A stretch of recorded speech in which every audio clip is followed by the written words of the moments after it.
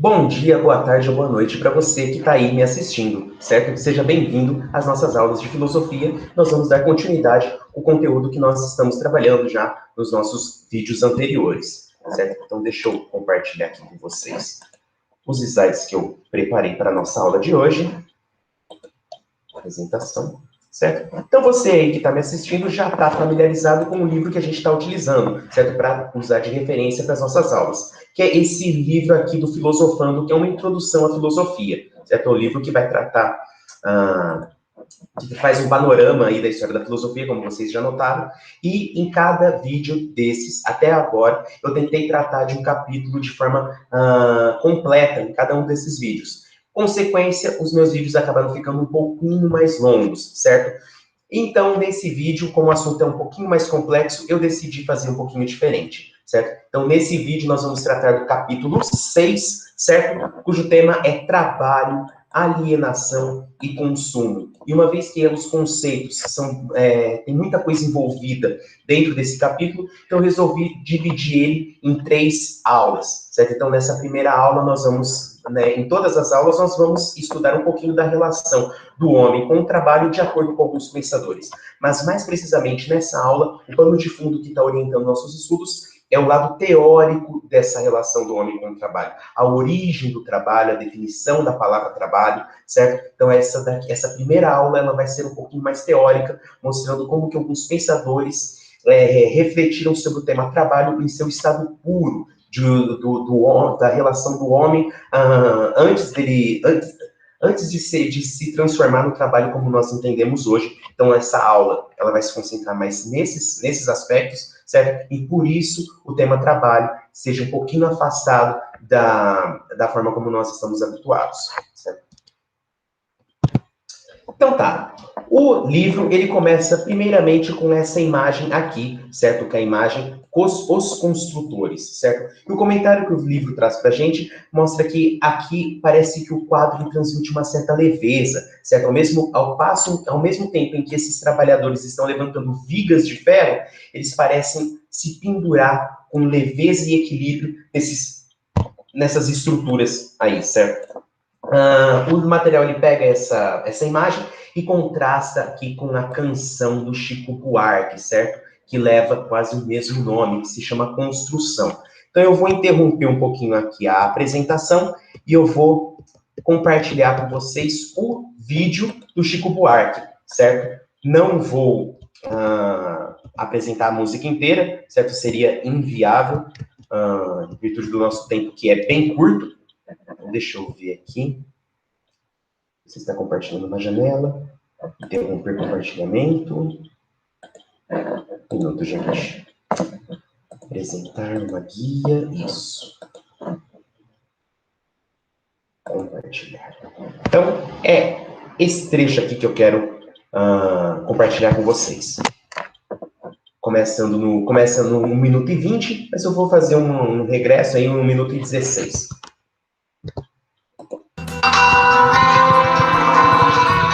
E tropeçou no céu como se fosse um bêbado, e flutuou no ar como se fosse um pássaro, e se acabou no chão feito um pacote flácido, agonizou no meio do passeio público, morreu na contramão atrapalhando o tráfego.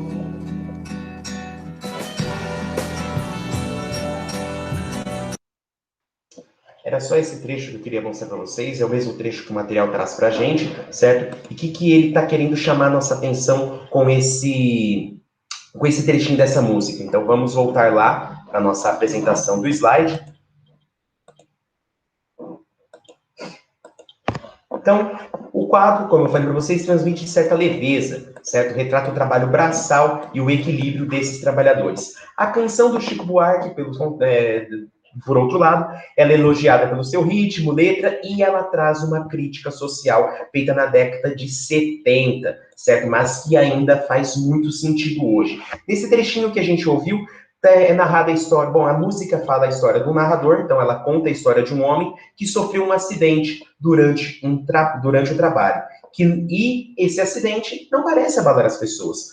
O choque da morte desse trabalhador não é o importante. O que parece é que a morte desse trabalhador, ela fica em segundo plano, porque o que importou mesmo foi o fato dele atrapalhar o trânsito. A morte dele atrapalha o trânsito, ou seja, o trabalhador, ele acaba sendo descartável. O trabalhador, ele não merece, ele não é valorizado. O trabalhador, ele é simplesmente um objeto. Ele morreu e acabou atrapalhando a vida dos outros, a vida do trânsito, gerando engarrafamento, enfim.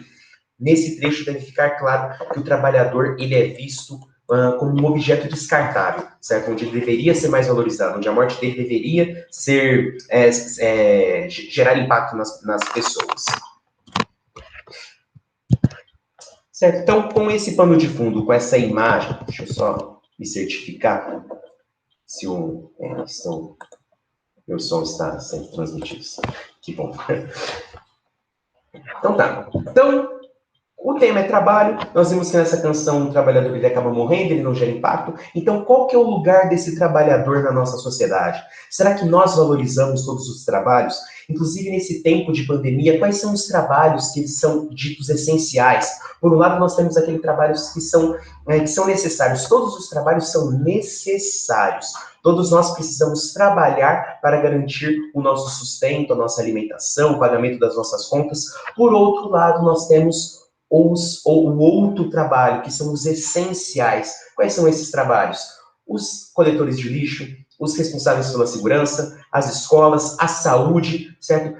É outro tipo de trabalho, igualmente importante como os outros, só que se esses paralisarem, a sociedade simplesmente entra em causa. Então, imagina o seu lixo não sendo coletado, a polícia fazendo greve, enfim. Se esses trabalhos que são ditos essenciais, se eles não funcionassem, quais seriam as consequências para a nossa sociedade? Então, esse breve parênteses mostra como que a questão do trabalho, ela tá presente no nosso cotidiano, certo? Com esse pano de fundo, então, nós voltamos agora para o conteúdo propriamente dito da nossa apostila, o trabalho como tortura, certo? Então aqui eu acho que vocês já devem ter conhecimento desse gato aqui, o Garfield, certo? E é de conhecimento de todos, ou se não é, agora está sendo, que o Garfield, ele odeia segunda-feira. E é um sentimento que é compartilhado por grande parte das pessoas. Eu também não gosto da segunda-feira. Mas por que nós não gostamos da segunda-feira? Nós não gostamos da segunda-feira em si. Nós gostamos do que a segunda-feira representa.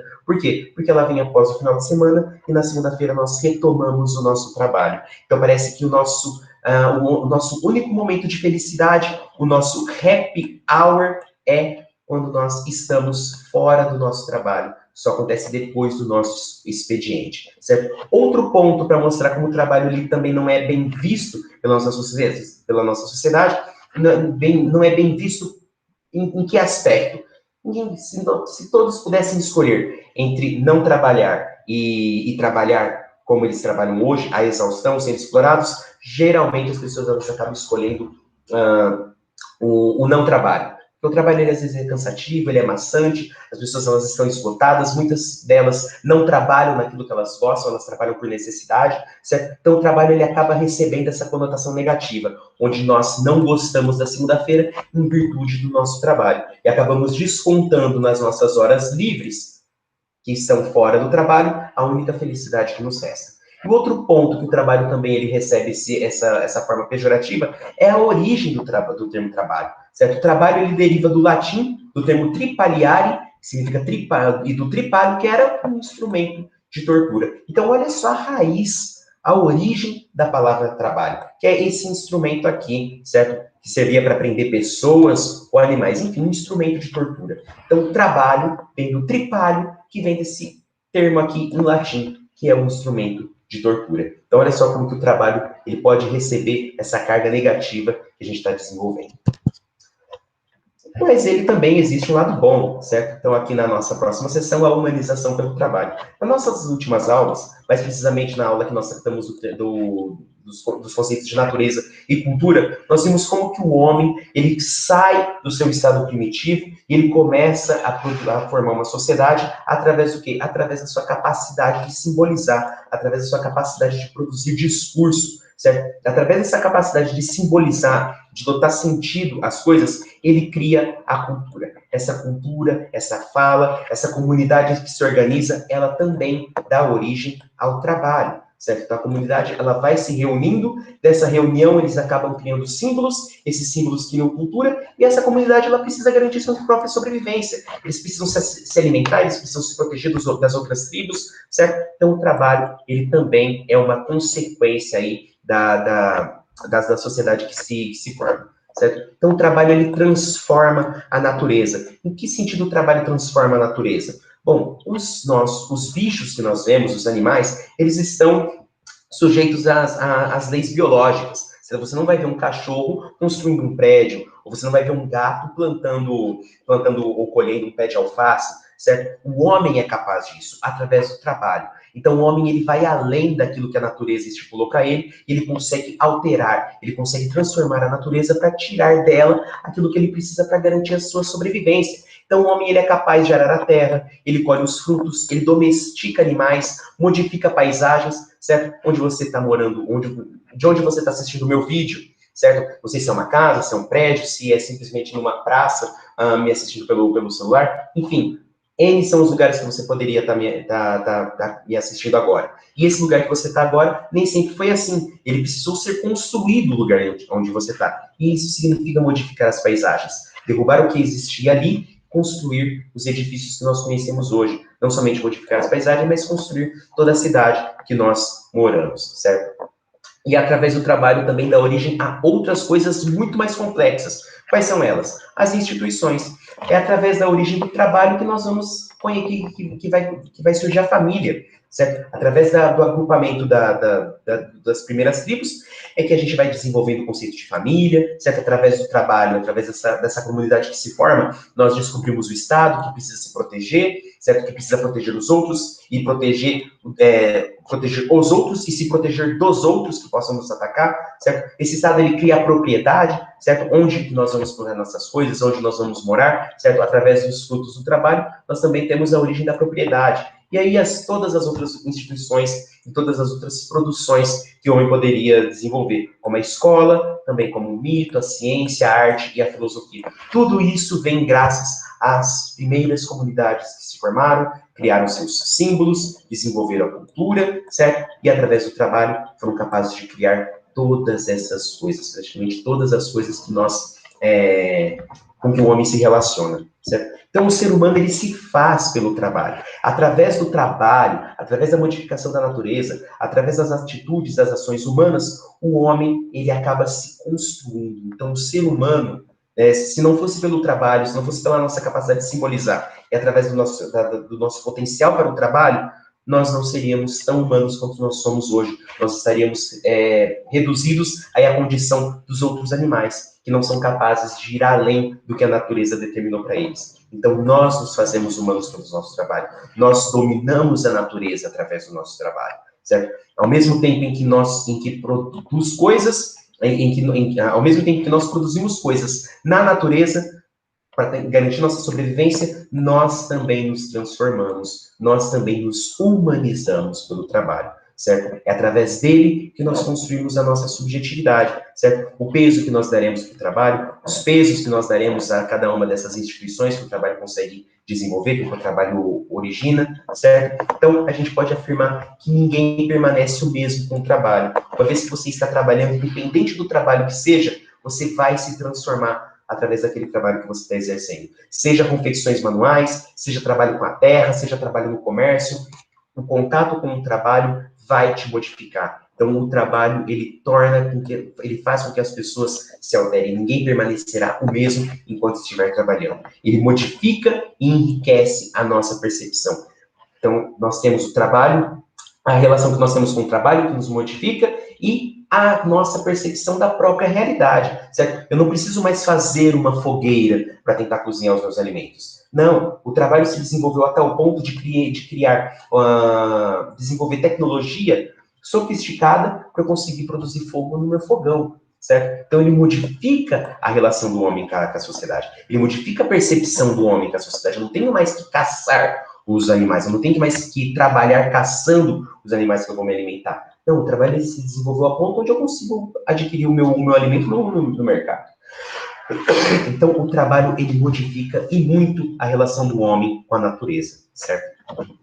Então, como que a gente lida com essas duas informações? O trabalho, ele é tortura, como a gente viu no slide anterior, ou o trabalho nos liberta, certo? O homem supera a determinação da natureza ao transformá-la com o trabalho. Mas então, ele liberta ou ele nos aprisiona? Ele é tortura ou ele é algo bom? Para responder essa questão é bem complicado. Então, para falar um pouquinho sobre esse trabalho, vamos resgatar o que era a humanidade antes de se reunir em comunidades como nós conhecemos. Nós hoje somos uma sociedade organizada, mas antes de nós chegarmos a esse ponto, nós éramos sociedades tribais, certo? Nós não tínhamos uma sociedade desenvolvida tal como nós conhecemos hoje. Não tinha a divisão de tarefas que nós temos hoje. E nas sociedades tribais, a divisão das tarefas, a divisão dos trabalhos, era de acordo com a força e a capacidade de cada um, certo? Então, os homens, eles acabavam caçando, e as mulheres, elas semeavam, elas cuidavam das crianças, elas cuidavam da casa, dos campos, enquanto os homens ficavam dedicados aos trabalhos que exigiam maior força, sabe? Então, não é difícil imaginar o motivo dessa divisão, certo? Porque era uma condição do próprio corpo dos indivíduos daquela época.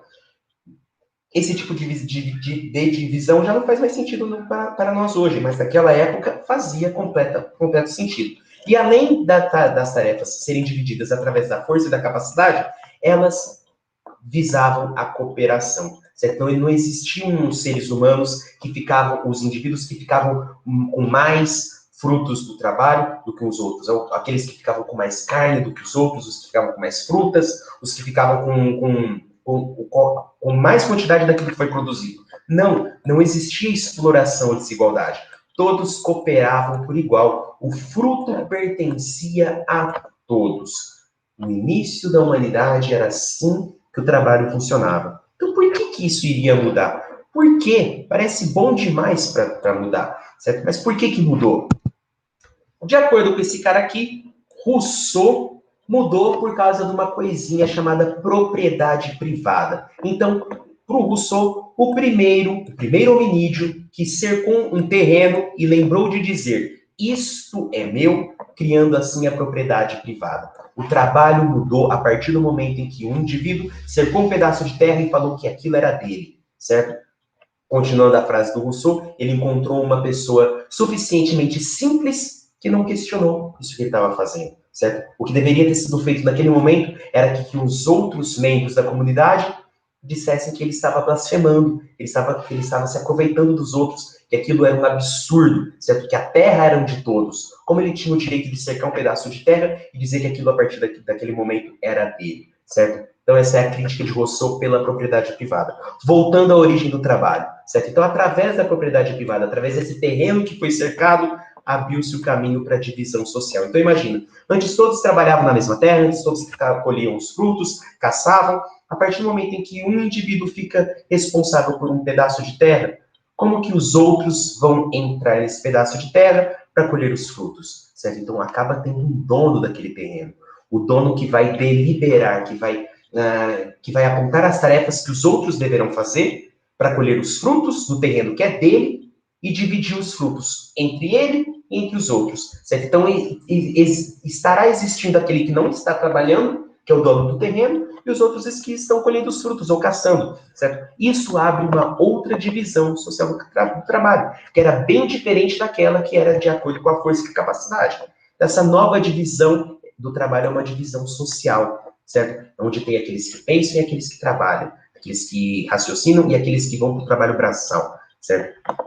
Que essas novas relações, essa nova divisão de trabalho traz relação de dominação, certo? Onde existem aqueles que vão se apropriar de forma desigual dos frutos do trabalho do outro, que é aquele cara que é o dono do terreno, vai ficar com os frutos sem ao menos ter colhido eles, simplesmente pelo fato dele ser o dono da propriedade que ele alegou que era dele, certo? Então, através da comunidade, nós temos a origem da propriedade e através disso surge a desigualdade, certo? Então, com essa nova divisão, nós temos aí o trabalho intelectual, que é o responsável pelo terreno, o dono do terreno, e o físico, que são aqueles que irão colher os frutos, certo? Então, quando a gente para pensar, então a gente traz esse tipo de divisão para a nossa sociedade hoje, a gente acha que isso é natural, que realmente existiria aqueles que são mais adaptados para pensar e aqueles que são adaptados a exercer as funções braçais, o trabalho pesado. Mas, na verdade, não é bem assim que funciona. O que acontece é que a nossa sociedade cria mecanismos para manter a divisão do trabalho desse jeito, certo? Então, você imagina que aqueles... a elite que não precisa trabalhar, a elite, os filhos dos juízes. Os filhos de juízes, os deputados, certo? O que eles precisam? Eles precisam trabalhar como nós trabalhamos? Não, eles precisam cumprir a carga horária absurda que nós cumprimos para conseguir garantir o nosso salário, que é mínimo? Não, não é bem assim que funciona para eles. Na verdade, eles ganham, além dos seus salários, eles ganham uma série de privilégios. Nós, pelo contrário, não temos tudo isso. Então, através dessa divisão do trabalho, os privilégios sendo concedidos para outras classes e as outras ficando com a miséria, acaba mantendo eles nessa condição. Então, alguém que não pertence à camada dessa galera que é mais rica, dificilmente vai conseguir ascensão social. Ele vai acabar ficando preso no próprio ciclo do trabalho da classe social que ele participa.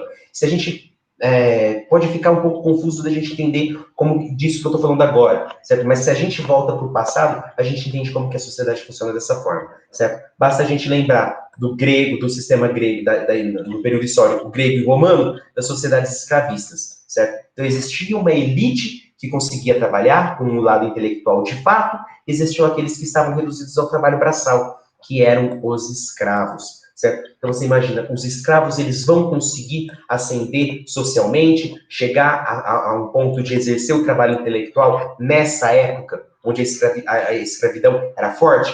Dificilmente, certo? Inclusive, nos países em que a escravidão foi abolida, dificilmente os escravos recém-libertos, eles conseguiam aí o seu prestígio na sociedade. Eles ainda ficavam...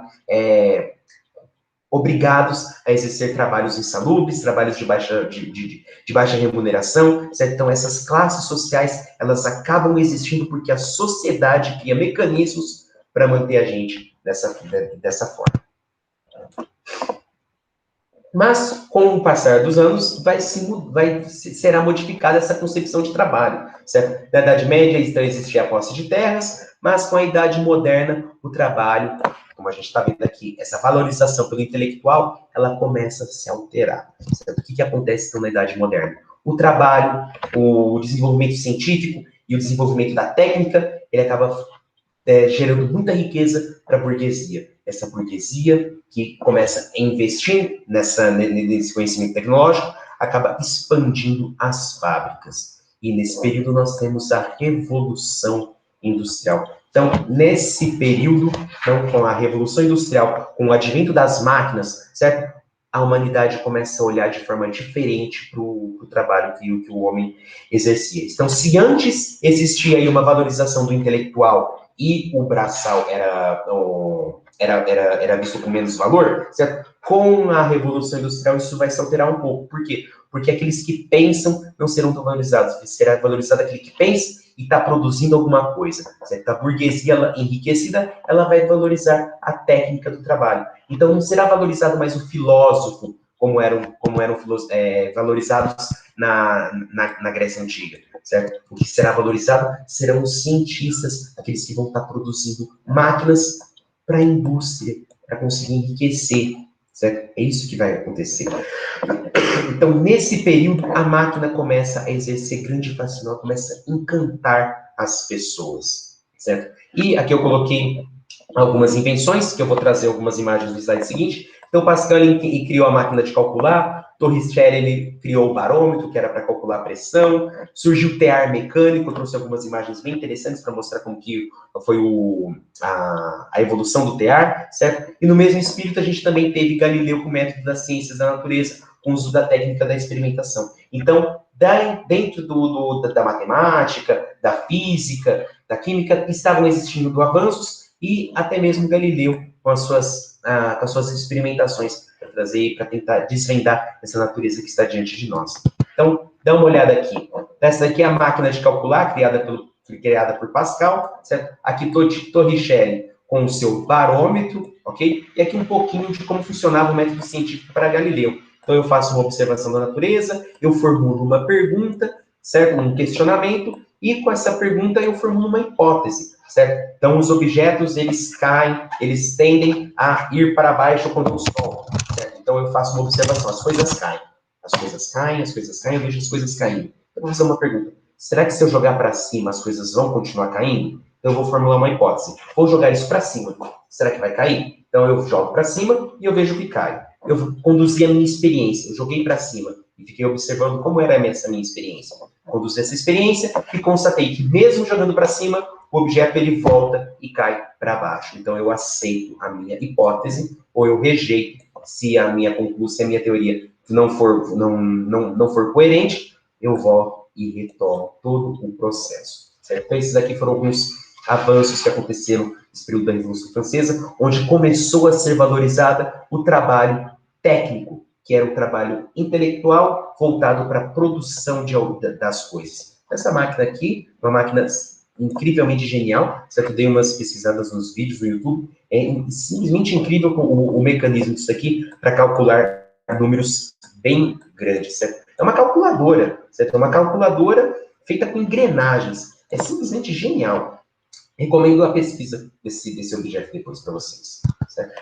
Aqui eu trouxe a evolução do tear, certo? Tear é a costura, certo? Então aqui, ó, olha só como que ele era no começo. É esse instrumento aqui, certo? Prende o algodão ou a lã e você vai torcendo isso, certo? Para formar essa linha. Aí ela vai ficando engolada aqui, aí você tira e você consegue fazer a sua costura.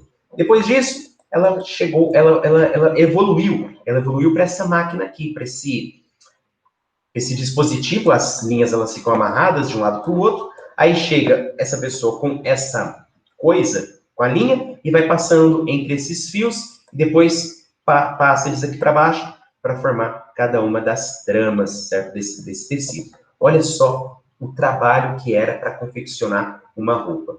Bom, ele evoluiu mais uma vez, e surgiu esse daqui, onde através da roda, através de alguns mecanismos, com o pedal, a gente já consegue fazer esse mesmo trabalho de fazer os fios de forma bem mais ágil, de forma bem mais rápida. Ele continua evoluindo, olha o tamanho dessa máquina, gente. Olha isso daqui, certo? Olha essa pessoa tentando costurar. Eu tentei ver no YouTube como que funcionava, elas empurram esse negócio de madeira, depois trazem o fio de novo, e ele vai se formando, certo? Não sei se é exatamente aqui ou se é aqui atrás. Mas olha só, é tão confuso, mas olha só o mecanismo empenhado para se produzir essas roupas. Olha só a matemática envolvida nisso daqui, a estrutura, olha só como que ela é complicada. Que nem se compara com essa daqui, né? Que já é bem diferente, olha só. Todas as linhas amarradas aqui, o mesmo processo de empurrar e trazer, certo? Então, imagina vocês nessa época tendo que costurar suas roupas, tentando produzir tecidos através desse mecanismo aqui. E aí, bum, acontece uma revolução industrial, acontece o avanço do conhecimento científico, e você consegue ter contato com essas máquinas aqui. Então, imagina o encanto das pessoas. É o mesmo que pegar um CD.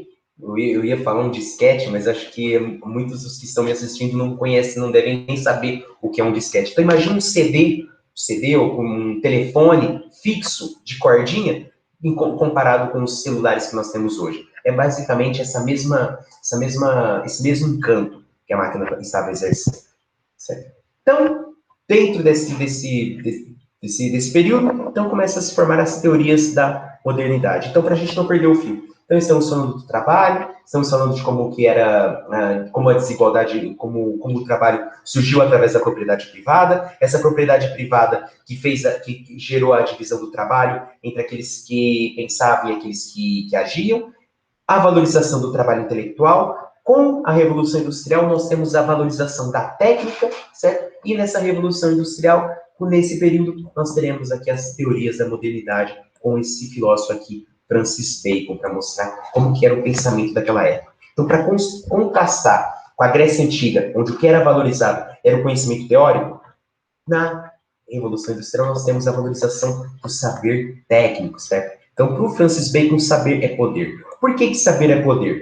Essa frase é a defesa da ciência como capaz de dominar a natureza, certo? Saber é poder, certo? Eu não estou mais preso, obrigado a viver no mesmo país em que eu nasci. Não, o homem, ele, com seu conhecimento, ele desenvolveu navios, ele desenvolveu aviões, certo? Ele conseguiu conquistar o mar e conquistar o espaço. Através do conhecimento, o homem dominou a natureza e conseguiu ir além daquilo que ela estipulou para que ele deveria viver, certo? Então, Francis Bacon, ele fala saber é poder para dominar a natureza e ele critica muito os filósofos, certo? Para o Bacon, o filósofo fala demais, certo? Eles sempre estão prontos para tagarelar, mas que são incapazes de gerar, pois sua sabedoria é farta de palavras, mas estéril em obras. Traduzindo o que o Francis Bacon está falando dos filósofos, vocês estão falando muito e estão produzindo pouco, certo? Chega de pensar e vão usar aí o intelecto de vocês para produzir algo de útil para a sociedade, beleza? Então tá, essa é a crítica do Bacon para os filósofos. Então, pensar é menos, fazer é mais, certo? Nessa mesma época também, nós temos, então, de maneira resumida, é a valorização da prática, do conhecimento prático. E nessa mesma época nós temos o desenvolvimento do liberalismo, certo? Como os filósofos eles vão desenvolver o pensamento a respeito da relação do homem com o trabalho, a garantia dos direitos, o que os homens eles podem conquistar, o que é propriedade, certo? Os frutos do trabalho, e isso tudo faz parte da teoria do liberalismo que a gente vai ver com John Locke nas próximas aulas, certo? Que basicamente é a defesa dos direitos naturais dos indivíduos. E é agora, certo? Então, John Locke, esse carinha aqui, olha que peça rara, o John Locke, certo? Esse é o John Locke, certo? Então, o John Locke, ele vai trazer alguns comentários a respeito do trabalho e a respeito da propriedade, certo? Então, olha só esse trechinho aqui que eu trouxe. Então, embora a terra e todas as criaturas inferiores sejam comuns a todos os homens, cada homem tem propriedade em sua própria pessoa. E esta, ninguém tem qualquer direito senão ele mesmo. Então, o que ele está falando? John Locke, ele é defensor da propriedade privada, certo? Então, para ele falar sobre a propriedade privada, ele vai começar a falar antes, ele vai falar sobre a origem da propriedade em si. Qual que é a primeira propriedade que nós temos contato? Meu corpo, certo? Ninguém é dono do meu próprio corpo, certo? Essa é a primeira propriedade que eu tenho conhecimento. E através dessa propriedade, que é meu próprio corpo, eu consigo utilizar para produzir coisas, através do fruto do meu trabalho. Então, através da minha propriedade, que é meu corpo, eu produzo coisas que também são minhas, certo? É através disso que ele consegue desenvolver aí o conceito de propriedade e o conceito de trabalho, certo? Dos frutos do trabalho. Então, o trabalho do seu corpo e a obra de suas mãos, pode dizer-se, são propriamente dele. Desde que esse trabalho é propriedade exclusiva do trabalhador, nenhum outro homem pode ter direito ao que se juntou. Pelo menos quando houver bastante e igualmente de boa qualidade em comum para terceiros, certo? Esse aqui é o comentário de John Locke a respeito da propriedade e do corpo, certo? Onde ele traça aí a igualdade entre os outros na igualdade da sua própria propriedade, que é do seu corpo. Para finalizar esse contexto, esse plano de fundo teórico a respeito do trabalho, desse homem que tenta dominar a natureza com essa valorização do conhecimento prático, nós temos aqui, para finalizar, o pensamento de Hegel, certo? Onde ele está de acordo com Bacon, em determinado aspecto, certo? Que a função do trabalho é dominar a natureza, certo? E isso fica muito claro sobre como que é a relação do homem com o trabalho. Para o Hegel, uma passagem famosa do senhor e do escravo. Então, o Hegel ele conta uma história para a gente que acontece mais ou menos assim, certo? Então, dois indivíduos lutam entre si e um deles sai vencedor, podendo matar o vencido. Então, tem duas pessoas brigando, uma ganhou, certo? E o outro pode matar aquele que perdeu, mas ele não faz isso. Este, no entanto, prefere submeter-se para poupar a própria vida. A fim de ser reconhecido como senhor, o vencedor conserva o outro como servo. Então, o outro, o vencedor, ele poupa a vida do perdedor, só que faz dele escravo, certo? O servo, submetido, tudo faz para o senhor, certo? Então, ele é o responsável por arar a terra, por coar o café, por fazer fogo, por tudo. Tudo no sentido absoluto da palavra. É o escravo que faz tudo. O senhor, ele fica lá de boa, morgando no sofá do palácio dele, da casa dele. Certo? Quem faz as coisas é o escravo. Então, o servo submetido faz tudo para o senhor. Mas, com o tempo, o senhor descobre que não sabe fazer mais nada. Porque entre ele e o mundo colocou o servo. E é ele que domina a natureza. Certo? Então, essa passagem bem complicada aqui do Hegel, ele está falando, então, que o trabalho, ele liberta. Então, olha só o exemplo que ele traz para a gente. Temos um escravo, certo? Um escravo que tem a sua liberdade comprometida, a sua liberdade de ir e vir comprometida, mas esse escravo, ele acaba sendo mais livre do que o próprio senhor que o aprisiona. Por quê? Porque o escravo consegue dominar a natureza, certo? O senhor, ele depende do escravo para tentar garantir sua sobrevivência. É o escravo que sabe das coisas, é o escravo que trabalha, é o escravo que domina a natureza, não o senhor. Apesar dele ser um senhor, quem tem esse domínio, quem sabe de fato, quem é livre, acaba sendo o escravo que dominou a natureza, certo? Então o servo, ele recupera a liberdade porque o trabalho se torna a expressão da liberdade reconquistada, certo? Então com isso a gente finaliza aqui os conceitos da nossa aula de hoje, certo? Onde o objetivo era destacar mesmo esse plano de fundo teórico sobre como alguns pensadores lidam com essa questão do trabalho, certo? Nas próximas aulas nós vamos trazer esse tema um pouquinho mais para a atualidade, falando um pouquinho de alienação, falando sobre o consumo, certo? Falando sobre os efeitos do trabalho nas pessoas, certo? Algumas observações de como nós somos vigiados através do nosso trabalho, as metas que nós precisamos cumprir, certo? O home office, são alguns assuntos que vão ser tratados nas nossas próximas aulas. Mas se vocês conseguiram captar esse pano de fundo, como que alguns filósofos pensam a noção do trabalho, do homem dominando a natureza, já é o suficiente. Porque o trabalho, ele começa com essa definição. O trabalho é o homem dominando a natureza. Mas isso para os filósofos, como eles pensaram a humanidade, como nós vimos aí a apresentação de algumas ideias, certo? O trabalho, ele consegue trazer essa dominação do homem sobre a natureza. Mas não é assim que ele funciona hoje. Na verdade, o que acontece é que o próprio trabalho está dominando a nós, certo? Nós estamos sendo esmagados pela pressão do trabalho. Só que esse tema fica para a próxima aula, certo? Eu agradeço você que me assistiu até o fim, certo? E até a próxima. Tchau, tchau.